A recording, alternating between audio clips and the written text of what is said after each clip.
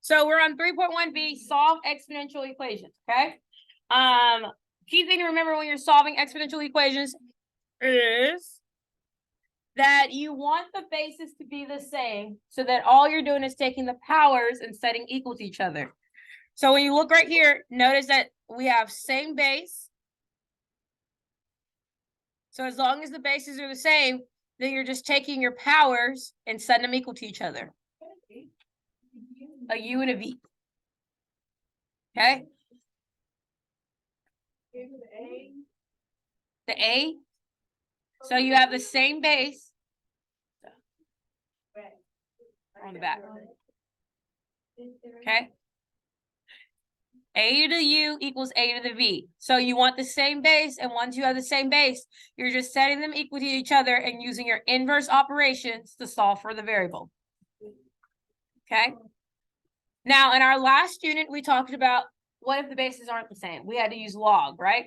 So I'm going to model the next example, making the bases the same and using log to solve it, okay? So we can see what we learned before, and we can see how finding the pattern of the same base makes it a little easier. All right, so here we have 2 to the 3x minus 1 equals 32, right? So the key thing here is you need your base to be the same. Well, this base is 2. This number is currently 32 to the 1 power, right? Are the bases the same? No, but is there a way I can change 32 into a base of 2? Well, let me check. The way that you check is you do the power check, okay? So I'm going to do 2 to the 1 power. What is 2 to the 1 power? 2. 2 to the 1 power is 2. 2 to the second power is 2 to the third power, 2 to the fourth power, 2 to the fifth power. Oh my gosh, is there a way for me to change 32 into a base of 2? Yes, I can make it 2 to the fifth power. So 32 equals 2 to the fifth power.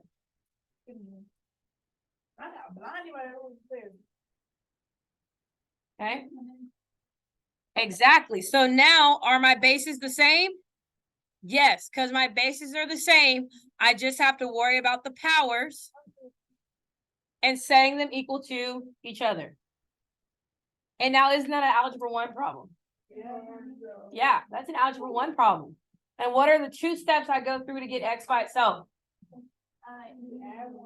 I'm going to add 1 and then divide by 3. So 5 plus 1 is? 6 divided by 3 is? So therefore x equals 2. Okay, so do we see the benefit of taking the time to find the same base? Yes. Okay. On the other side, so you're going to draw a line and we're going to do it without changing the base. It's going to take a little more work, but I'm going to show you why it's worth checking to see the power rule. Okay. All right. So we're going to do 2 to the 3x minus 1 equals 32. How do you free a power? Log. There we go. In order to free a power, you have to take the log. So you would take the log of both sides. So I'm left with now to free 3x minus 1. I have to take the log of 2. And what I do to one side, I have to do to the other. So I have to take the log of 32. Is that plus or minus 1? It's a 3x minus 1. It should be all in parentheses, sorry. Okay, so you have 3x minus 1 times log 2. Your job is to get x by itself. So in order for us to get x by itself, we would divide by the log. Okay, so we're left with 3x minus 1. When you divide a log by the log in the denominator is your base. So we just make 30. So what is 32 the log of 30? Because if I take the log of one side, I have to take the log of the other side, or it's not going to stay equal. Okay, just like if I add to one side, I have to also add to the other side, right? Keeping that equality. All right, now we also talked about when you have a log in the denominator, it is the base of your log. So in the denominator, I have log 2. So this is log base 2 of 32.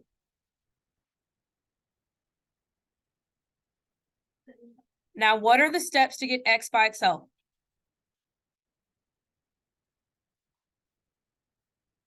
9 to the end, you just put it all in the calculator.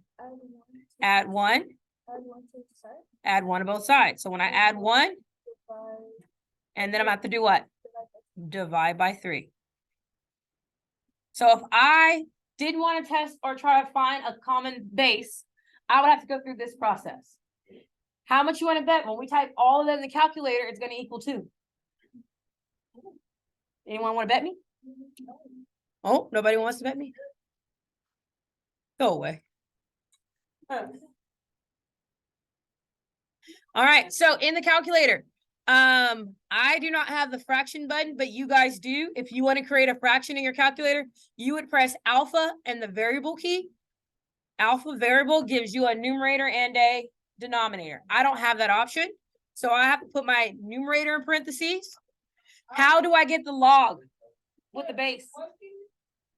Alpha and variable. Alpha window. Alpha window 5. There we go. And I can put in 2, 32 plus 1. Uh-oh, that's not a 1. Plus 1, close parenthesis, divided by 3, because that's my whole numerator, right? And when I hit enter, what do I get? Oh my gosh, I got the same answer. Okay. So it says x equals 2. Now, thanks to someone for realizing, oh guys, guess what? If we can make the bases the same, it saves us a lot of work. Do you see that? Do you see how much work is saved by trying to find a common base? Yeah. Okay. All right. Questions about it so far? All right. Okay. We're going to go on to our next one. So I need you to write down. Uh-oh, not that. We're going to do an exponential E example. So we have e to the 2x minus 1 equals 1 divided by e to the 3x times e to the negative x to the 4th. I'm doing this one to practice some of our exponent rules, which you should have practiced last week while doing your assignments for Thursday and Friday. Oh my God, when I took notes on my piece of paper, it was filled with bread. Like, ooh, like, this ain't my class. Good. Did you know how to do the assignment after you took your notes? Yeah. There you go. But it took me like a couple times, but. See, these are my notes. Beautiful. Looks like you learned something. All right. Did everyone get it written down? I don't want to start until you have it written. All right. So the goal again is to have a common base on both sides, right? So in order to do that, we're going to need to condense our right-hand side down to 1 E. Okay. Right now, how many E's do we have? 2. So we need to condense it down to only 1. So the first thing you're going to do is use your power rule of exponents. The power rule of exponent tells me that I can multiply, right? If it's a parenthesis, I'm going to multiply a power times the power. Remember that? Yeah. Okay, so that means that this equals e negative 4x over e to the 3x. Okay, why did the e go in the numerator? Exactly. Perfect. There's an imaginary 1 in the denominator, right? Every number is a fraction. It has Casper the friendly 1 in the denominator. All right. What was the next thing you learned when working with exponents? If I am dividing them, what am I doing to their powers? Subtracting. If I'm dividing exponents with the same base, I am subtracting their powers. Right? Numerator power minus denominator power. So we have negative 4x minus 3x. And what is negative 4x minus 3x? Perfect. Negative 7x. Good? All right. So now I can condense that side down to being e to the negative 7x.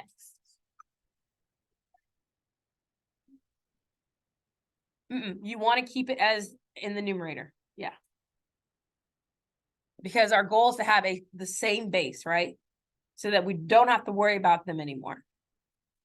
So we now know that this equals e to the negative 7x, right? All right, are my bases the same now? Yes, so I can take the left-hand power and set it equal to the right-hand power. Why is it so blurry? I don't know, It's that glaring. probably the glare. Too bad y'all won't be here for the new building. No.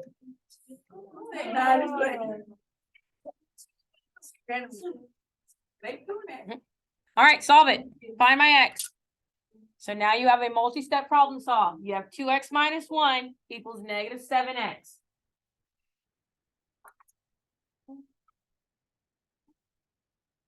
Remember, combine like terms and then isolate your variable. Combine like terms and isolate your variable.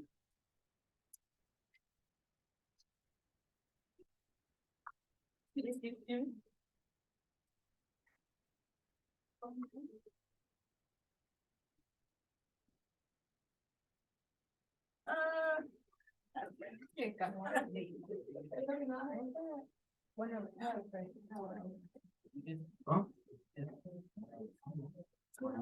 It's only 9. You're not prepared. You're not gonna be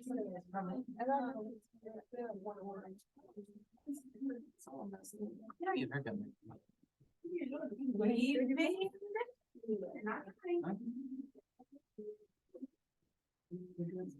Solve it? No, I said, the left line is wrong. You didn't believe right answer.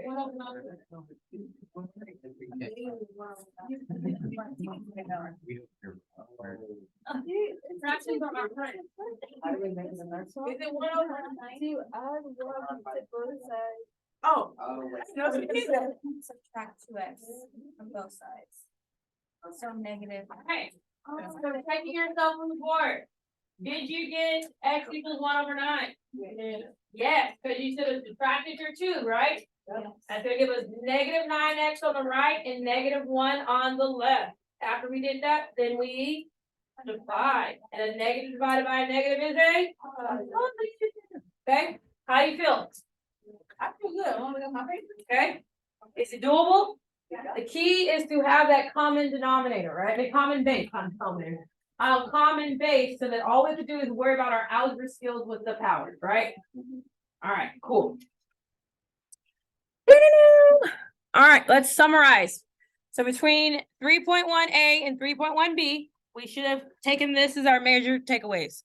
The first thing here is that when you have a exponential with the base greater than 1, we call that a growth. Does that make sense? Because from left to right is doing what? It's going up, it's growing, right? And here are all your properties. So the domain is all real numbers. The interval starts at 0 and goes to infinity. Why does it start at 0? Because we have an asymptote. We have a horizontal asymptote, right? So that prevents me from going below 0 or above 0 in some cases, correct?